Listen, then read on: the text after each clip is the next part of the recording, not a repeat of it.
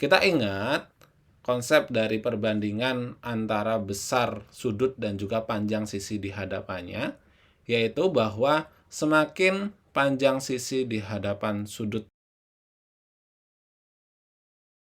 Assalamualaikum warahmatullahi wabarakatuh. Halo semuanya, kembali lagi di Tanya Matematika, di mana pada episode ke-12 ini kita masih membahas kembali terkait dengan soal SNBT, bahasan pengetahuan kuantitatif. Oke, langsung saja, tidak usah berlama-lama di sini.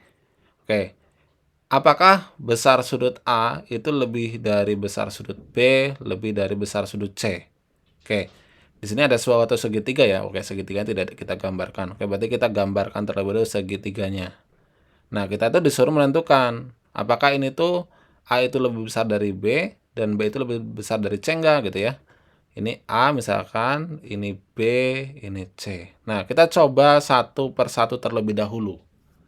Kalau misalkan nomor 1 diketahui BC dia sama dengan 6. Apakah ketika diketahui BC dia sama dengan 6, apakah kita bisa menentukan perbandingan dari besar sudutnya? Tentunya tidak bisa. Berarti kalau pernyataan satu saja dia tidak cukup.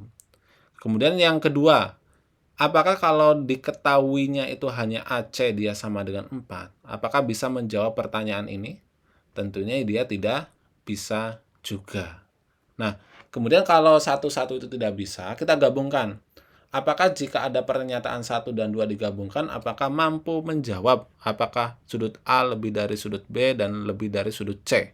Gitu ya.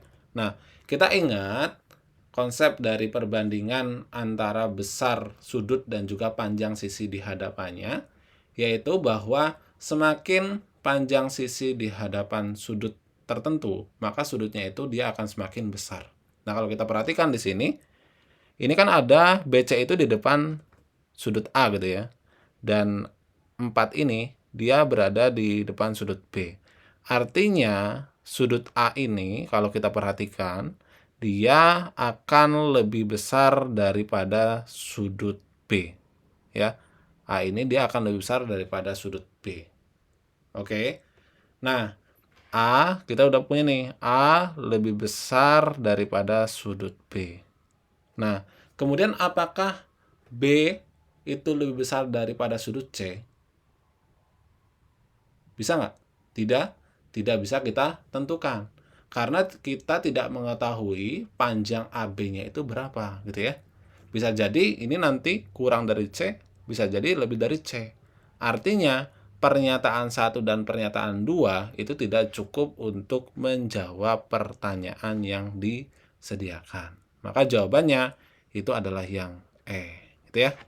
Oke, semoga video penjelasan ini bermanfaat. Silakan jika ada pertanyaan lainnya bisa dituliskan di kolom komentar dan terima kasih.